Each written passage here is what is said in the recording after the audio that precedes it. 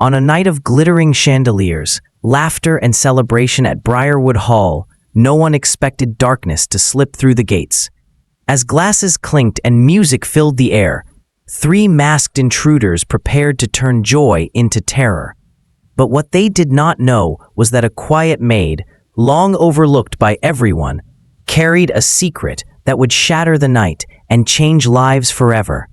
If you are new to the channel, then please subscribe to the channel and like the video and tell us in the comments where are you watching from. Now, let's jump into the story. The evening air at Briarwood Hall was crisp, carrying the soft scent of blooming roses from the gardens. The great estate stood tall on the edge of the countryside, its stone walls glowing in the light of lanterns and chandeliers inside.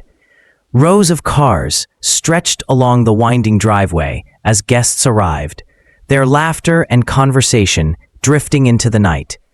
Inside the grand hall, golden light spilled from crystal chandeliers, bathing the polished wooden floors and long banquet tables. Trays of food prepared by the finest chefs in the region gleamed under the glow. Servers moved quickly, weaving through the gathering with glasses of champagne that sparkled as the bubbles caught the light. Every detail reflected care and wealth, for this was no ordinary evening. Adrian Cross, the owner of Briarwood Hall, had arranged the celebration to honor his wife Marianne on her birthday. Adrian was a man known across both London and Paris, respected for his sharp business sense and his calm, commanding presence. Though his hair carried threads of silver, his voice was strong and steady, the kind of voice people listened to. Marianne, in a gown of emerald silk, welcomed every guest with warmth. She was admired not only for her beauty, but for her kindness, the way she made everyone feel valued the moment she greeted them. Among the many glittering figures in the hall, there was one who did not stand out. Clara, a young maid in her late 20s, moved quietly in the background. Her uniform was simple and spotless, her dark hair tied neatly back. Her steps were measured, her voice soft, but her eyes carried an alertness that few noticed. She saw everything, every tray that needed refilling, every guest that looked lost, every small detail that kept the evening flawless. To most in the room, she was simply part of the staff, a reliable figure who ensured the smooth running of the household. But to James and Lily, the children of the Cross family, Clara was more than a maid. At 10 years old, James was lively and curious, forever asking questions that made adults smile or sigh. His younger sister Lily, only 8, was gentler, often shy, but she had a quiet courage of her own. To both children, Clara was their comfort. She was the one who soothed their fears when storms rattled the windows, the one who listened when their parents were busy with guests or business. In their eyes, she was family. As the evening unfolded, Clara led James and Lily upstairs to the balcony that overlooked the hall. From there, they watched the glittering party below. Lily tugged gently on Clara's hand. "You look pretty tonight," she whispered, her voice barely louder than the music rising from the floor. Clara smiled softly and squeezed her hand. "Thank you, Lily. Remember, stay close to me." James leaned over the railing with wide eyes, watching the sea of guests. "So many people," he said. "Do you think there will be cake soon?" Clara chuckled quietly. "There is always cake at birthdays, James." Down below, Adrian lifted his glass to begin his toast. The room grew quiet as he spoke of Marianne, of her grace, and her unwavering support through every trial he had faced. His words carried love and gratitude, and Marianne's eyes filled with tears as she listened. Applause followed, echoing through the high ceilings, and soon laughter and music returned to fill the hall. Everything seemed perfect, every detail polished, every moment touched with elegance. But behind the sparkle and celebration, the night held secrets none could see. While guests lifted their glasses and music filled the air, shadows stirred beyond the gates of Briarwood Hall. For now, though no one noticed, the chandeliers glowed brightly. The children whispered their questions on the balcony, and Clara stood near them with quiet watchfulness. She was always watching, always guarding in her own way, though few would ever realize it. The night promised joy, but it also carried something else, an unseen tension that lingered at the edges of the celebration. Something waited in the darkness, ready to change the course of the evening.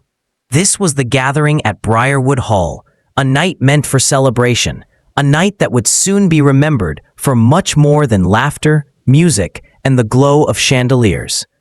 The music inside Briarwood Hall rose and fell like a tide, blending with the voices of guests who moved between the long tables and the dance floor.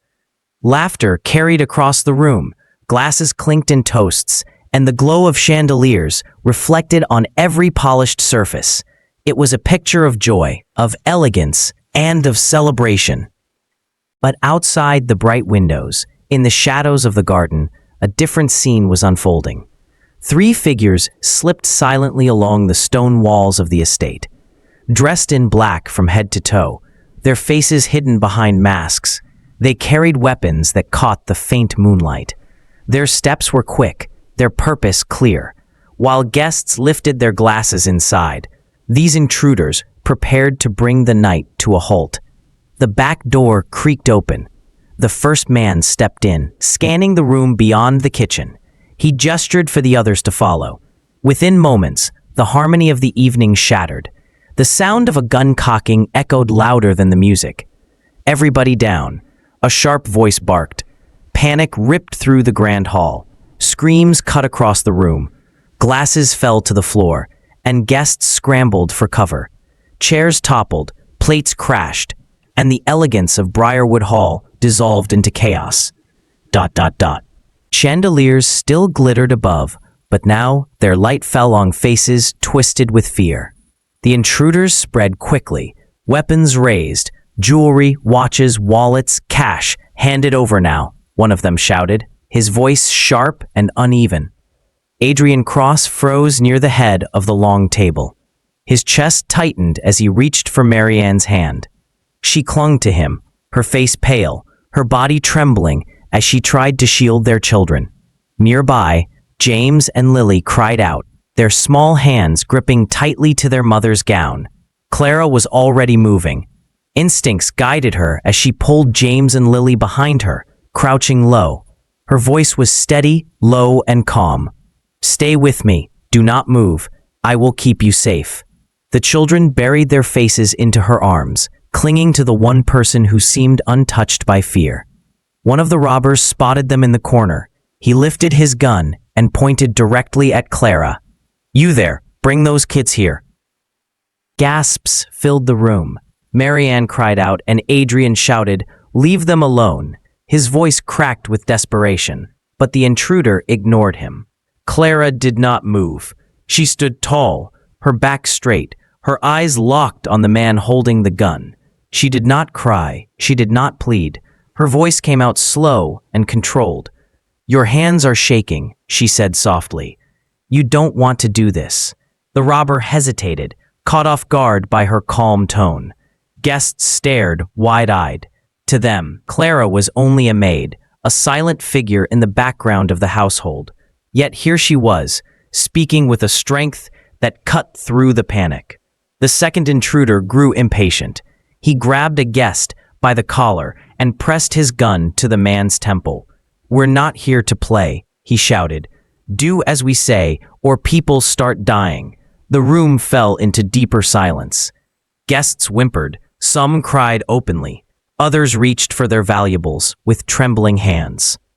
Adrian's voice broke as he offered money, desperate to keep the intruders calm.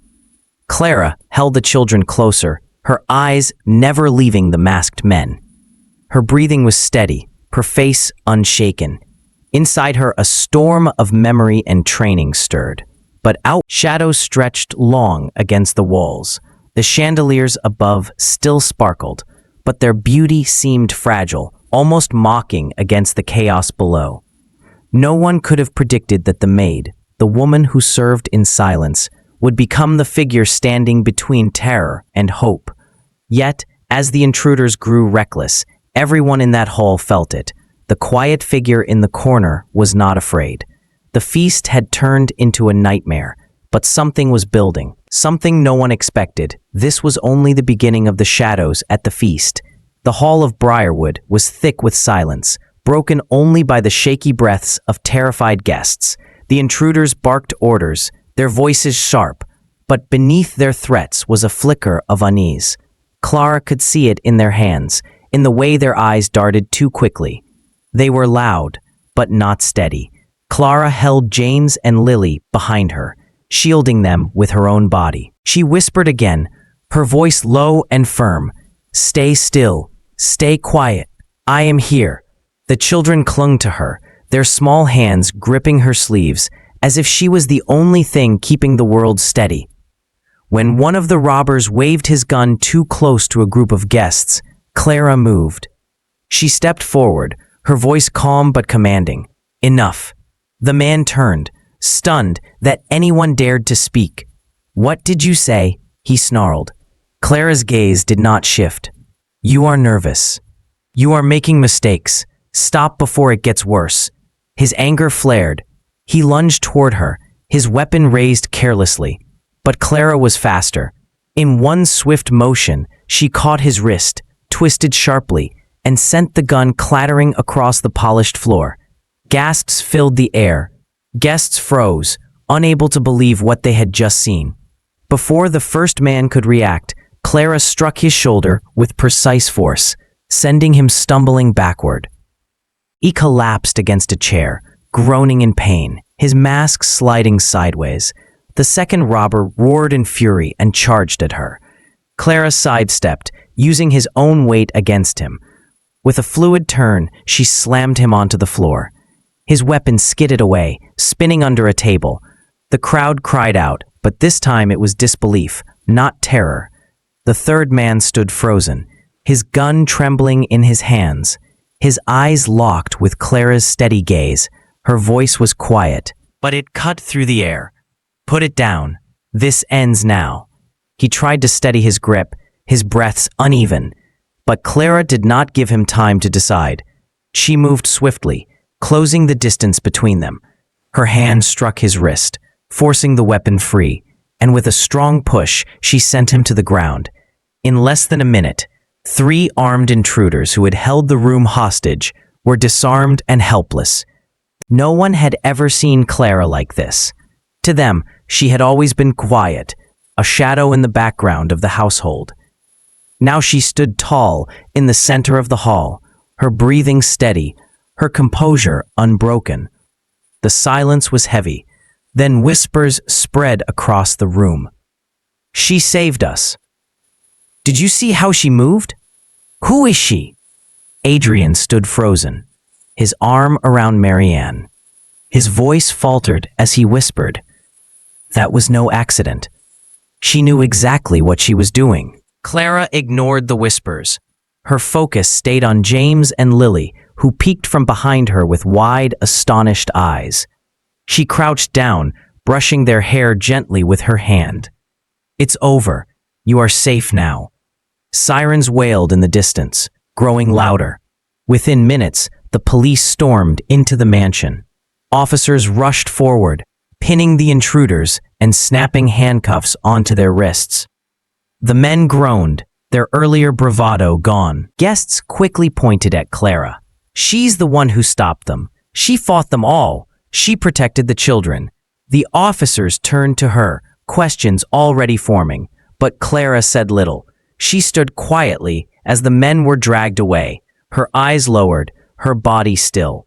As the hall slowly returned to order, the guests gathered around her, some with tears in their eyes. Marianne pressed her hand to her mouth, her face wet with emotion. Adrian stepped closer, his voice unsteady. "Who are you?" Clara hesitated, her gaze fixed on the polished floor. When she finally spoke, her words were soft, almost reluctant. "Before I came here, I served in the military. I was trained for moments like this. I never wanted anyone to know. I came here for peace, not recognition." A hush swept across the room. The guests, who only minutes before had seen her as a maid, now looked at her with new eyes. Respect, awe, and gratitude filled their faces. James and Lily threw their arms around her, their voices trembling with relief. "You saved us," James whispered. Lily pressed her cheek against Clara's shoulder. "You are our hero." Clara closed her eyes for a moment, holding them close. She did not smile, but her calm presence was enough. That night, Briarwood Hall had witnessed something no guest would ever forget. A maid had stood against armed men, not with fear, but with courage that seemed larger than the room itself. She had revealed a secret she had never wanted to share, and in doing so, she had changed how everyone saw her. She was no longer just the maid in the background. She was the maid who stood tall. The grand hall of Briarwood was no longer filled with music or laughter. Broken glass still glittered across the floor, and the smell of fear lingered in the air. The police had taken the intruders away, and the guests had begun to leave, their faces pale but filled with whispers of what they had witnessed. Yet all eyes had turned again and again toward Clara, the maid who had revealed a strength no one imagined she carried. Adrian Cross stood near the center of the room, his hand resting gently on Marianne's shoulder. His voice was quiet, but every word carried weight. "You risked your life for us. You fought for my children, for my wife, for everyone here.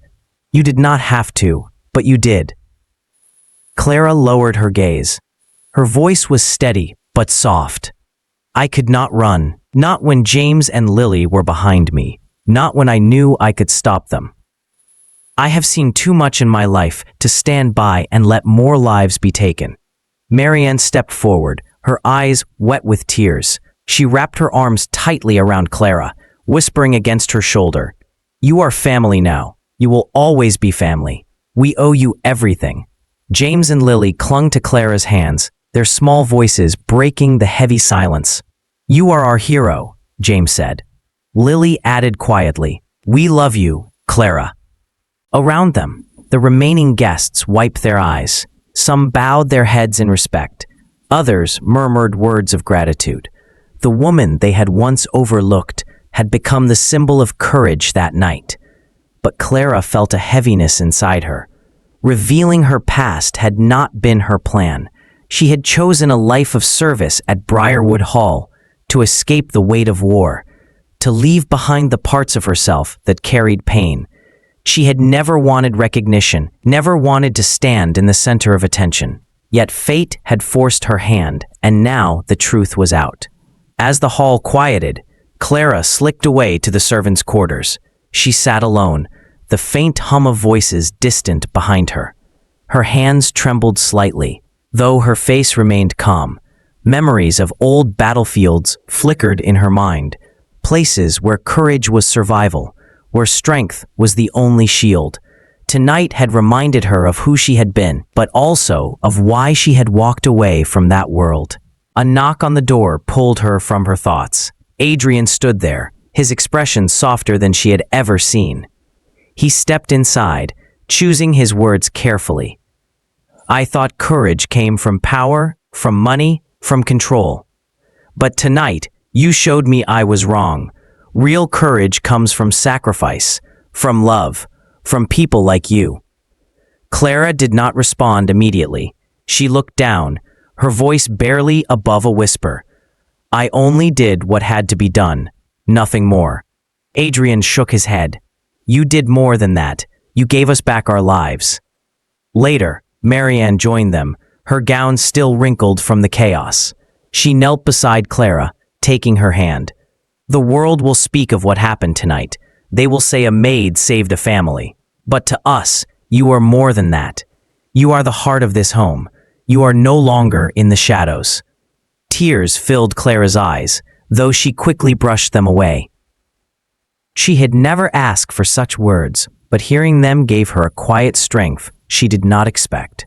In the days that followed, Briarwood Hall changed. The story of Clara spread among the community, told in hushed voices and retellings. People spoke of the maid who had stood against armed men, who had risked everything for love and loyalty. But within the hall itself, the story was not one of gossip or surprise. It became a truth the family carried close to their hearts. Clara no longer felt like an unseen figure moving silently through corridors. She became a trusted guardian, a mentor to James and Lily, a woman whose presence brought comfort and safety. To the children, she was no longer simply the maid. She was their protector, their guide, their family. Briarwood Hall never returned fully to the way it had been. The broken glass was cleaned, the floors polished, the chandeliers shining again. But the memory of that night remained. Every guest who had been there carried it with them, a reminder of how quickly life could change and how unexpected heroes could rise from the quietest corners. And for Clara, though her heart still carried the shadows of her past, she found peace in a new role. She had revealed her truth, not for glory, not for recognition, but because it was needed. And in that choice, she discovered something she had long searched for, a place where she truly belonged. The truth beneath the quiet was now clear.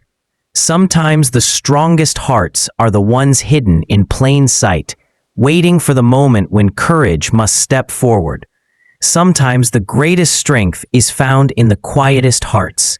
Clara's courage turned fear into hope, and her loyalty transformed a household forever. Thank you for watching, and remember to subscribe for more inspiring real-life stories.